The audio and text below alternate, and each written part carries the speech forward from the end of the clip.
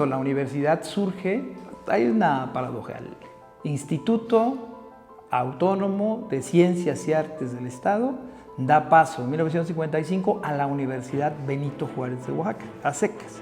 No hay, implícitamente está la autonomía, pero efectivamente ya el concepto, ya en agregarle el concepto de universidad autónoma, de autónoma al título de la universidad, se da en 1971 la Federación Estudiantil Oaxaqueña, que era el organismo que agrupaba cúpula, digamos, a los organismos estudiantiles de las escuelas, comienza a plantearse este tema de la reforma a la ley orgánica y buscar mecanismos. La verdad que es algo que fue un asunto meramente coyuntural, pero muy, muy importante el hecho de que el gobernador del estado en ese momento, el gobernador interino, era Fernando Gómez Sandoval, maestro universitario, había sido rector de la universidad en los años 60, subsecretario del despacho, secretario de gobierno, era también otro abogado, también exrector de la universidad, y sobre todo que la autonomía iba asociada a la participación, es muy interesante, la participación del sector estudiantil en decisiones de la universidad, porque digamos en una corriente moderada, apertura, se decía. En ese momento en el movimiento estudiantil hay dos líneas: la revolucionaria de ruptura, no queremos apertura, queremos revolución, y otra que decía, no, si vamos a aprovechar los espacios que se están abriendo. Es decir, el tema de la autonomía está presente, sino que está presente en América Latina. La autonomía es un conjunto de atribuciones y de posibilidades que tienen las instituciones de educación superior para desarrollar su función sustantiva. ¿Cuál es la función sustantiva de la universidad? El conocimiento. Y el conocimiento no puede estar maniatado por el poder político. Llegado a la presidencia, Luis Echeverría incorpora a su gabinete como secretario de Educación Pública al ingeniero Víctor Bravo Aguja, que estaba como gobernador de Oaxaca. Entonces el gobernador de Oaxaca deja el cargo, se genera un interinato, Bravo Aguja se va a la SEP y quien queda como interino es Fernando Gómez Sandoval, que ya había sido rector de la Universidad Benito Juárez. Entonces estos elementos, estos factores son importantes a considerar para entender por qué en el caso de Oaxaca, en el caso de nuestra universidad, la autonomía se obtiene sin que se generen movilizaciones, presiones en esa coyuntura. Integrar sus órganos colegiados en forma paritaria, reivindicar la libertad de cátedra, reivindicar la libertad de expresión y sobre todo que los recursos, los subsidios que se canalizaban a las universidades públicas pues también tuvieran otros mecanismos que no fueran la supeditación de estas instituciones a los poderes ejecutivos, ¿sí? Lo que hay que subrayar en todo caso es que esta autonomía tuvo esos logros, también tuvo implicaciones de carácter inmediato en nuestra universidad, porque generó un ambiente de mucha pluralidad, de mucha participación estudiantil. Después vino la intervención de los muchachos para que esa universidad se declarara universidad autónoma Benito Juárez de Oaxaca. No le quitaron el Benito Juárez, sino le agregaron el título de autónomo.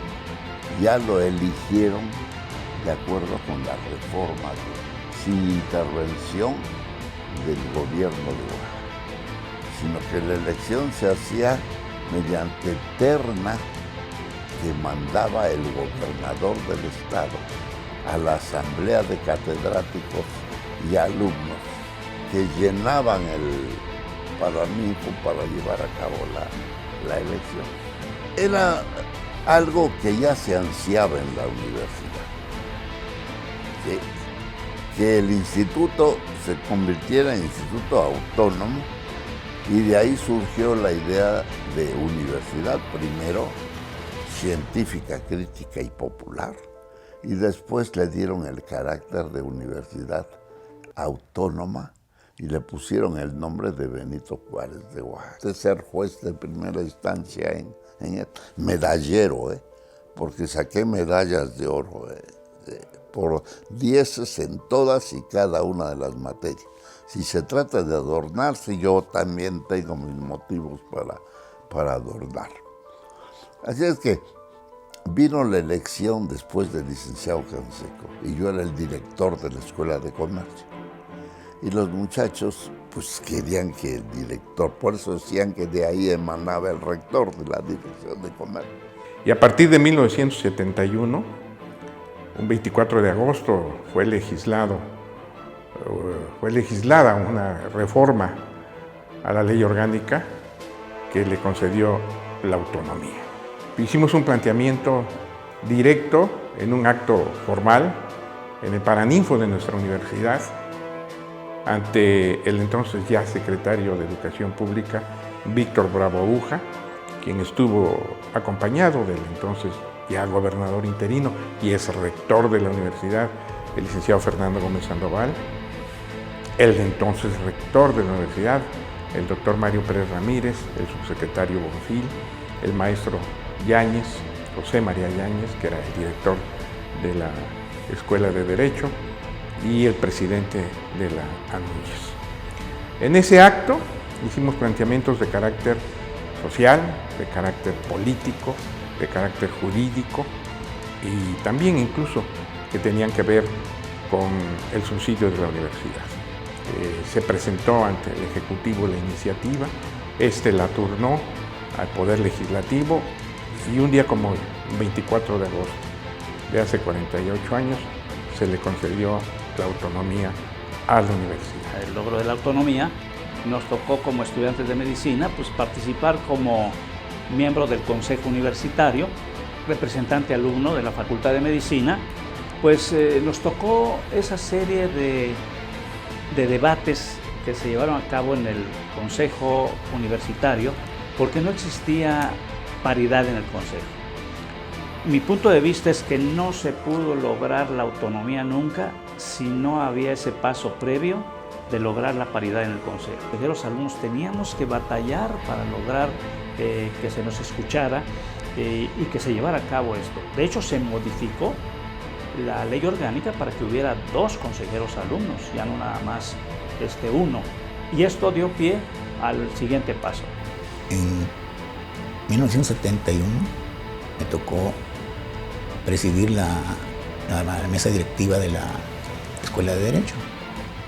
Con ese motivo, entonces, antes ya había lógicamente antecedentes de lo que queríamos hacer.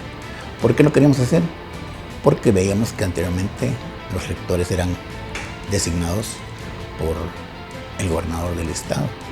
Pues eran gentes ajenas a nosotros, ajenas a la universidad incluso, ¿no? Pues nos fuimos citados para esto al Paraninfo de la Universidad de Benito Juárez, ¿no? Y pues ahí se dio una algarabía, pues entre todos, una satisfacción, se dijeron discursos, se dijeron cosas que se habían obtenido, ¿no? Con el esfuerzo de todos.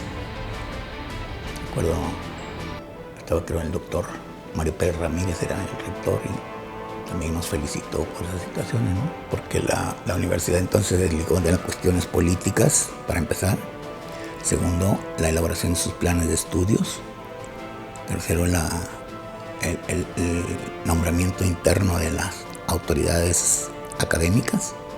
Yo recuerdo que había debates muy interesantes con varios de los integrantes del Consejo Universitario, de los cuales en esa época pues aprendimos bastante, porque no solamente era la función de estudiar y presentar exámenes y pasar al siguiente ciclo, no, era el tomar una conciencia social.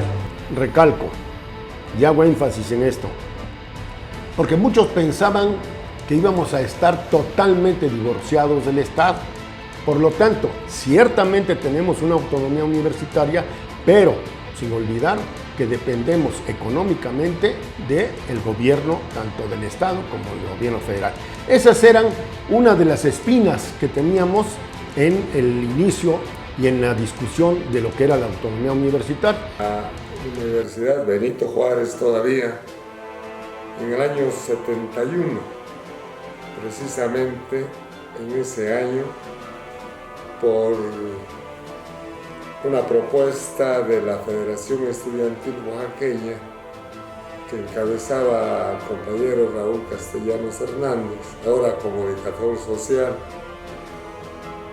se convirtió la universidad en autónoma y sobre todo que da la posibilidad de que las elecciones para autoridades universitarias emanen de la propia institución, de la propia comunidad, y no como se decía anteriormente a propuesta del gobierno del Estado.